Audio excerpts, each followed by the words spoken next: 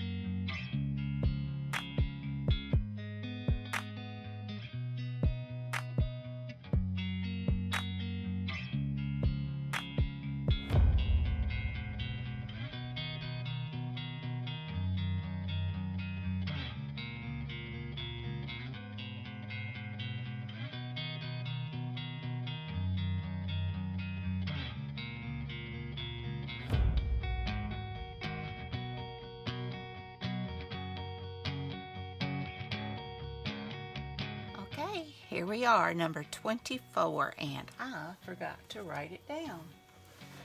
So we're on number 24, fabric. I hope you enjoyed this video. If you did, please give me a thumbs up. Hit that subscribe button if you haven't. Ring that bell so you can be notified when I upload new content. Leave a comment. Tell me what you think. Be sure and check out Meg and Get Messy Arts channels, and be sure and check out the hashtag Junk Journal January and Junk Journal January 2024 to see what everyone else has made.